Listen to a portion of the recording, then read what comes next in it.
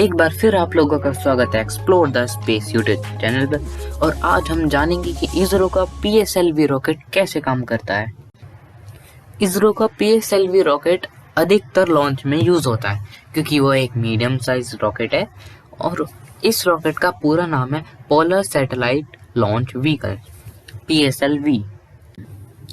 इसरो का जो PSLV rocket है ये अधिकतर लॉन्च में इस्तेमाल किया जाता है क्योंकि ये एक मीडियम साइज रॉकेट है और नॉर्मल जो सैटेलाइट्स होती हैं वो इतनी ज़्यादा बड़ी और भारी नहीं होती कि उनमें बड़ा रॉकेट इस्तेमाल किया जाए।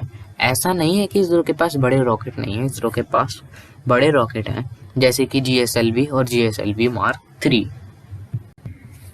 और जो इसरो का पीएसएलवी रॉकेट है ये इसमें 4 स्टेजेस हैं। आप सोच रहे होंगे कि इन स्टेजेस में क्या होता है। इसमें 4 स्टेज हैं और इन चारों ही स्टेज में रॉकेट फ्यूल होता है। रॉकेट फ्यूल नॉर्मल फ्यूल से बहुत अलग होता है और ये बहुत पावरफुल फ्यूल होता है। और रॉकेट फ्यूल भी 2 टाइप्स के होते हैं, एक तो लिक्विड और सॉलिड, और इन दोनों में भी काफ़ी सारे टाइप आते हैं और हर स्टेज में अलग अलग फ्यूल का इस्तेमाल किया गया है, जैसे कि पहले लिक्विड फ्यूल, फिर सॉलिड, फिर लिक्विड, फिर सॉलिड, ऐसे।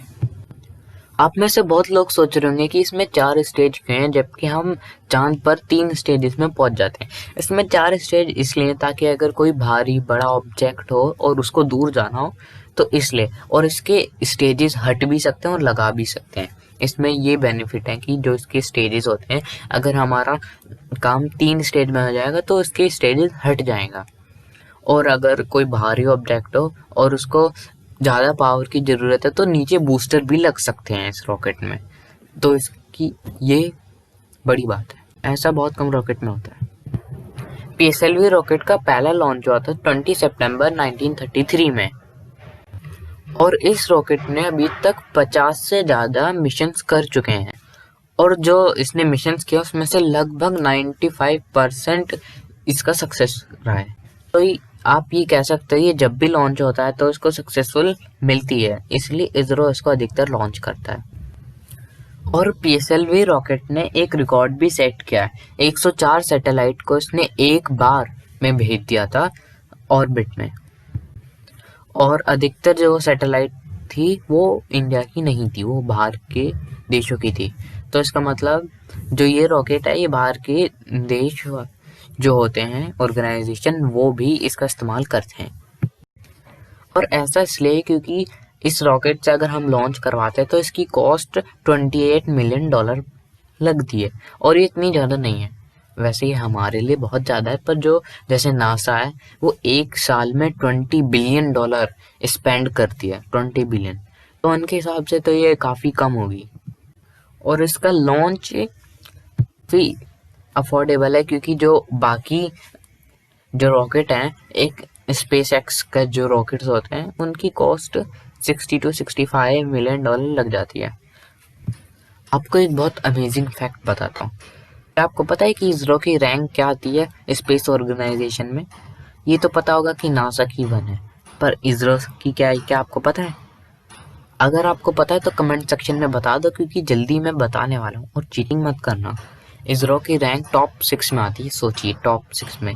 ये कितनी गर्व की बात है हमारे लिए, जबकि जापान जो टेक्नोलॉजी के मामले में इतना ज़्यादा आगे है, इंडिया से तो बहुत आगे है और वो काफ़ी सारे देशों से भी आगे है, तब भी वो टॉप 6 में नहीं आता। इसरो ने दिखा दिया कि इंडिया कहीं भी पीछे नहीं है और ये हमारे लिए बहुत गर्व की बात है।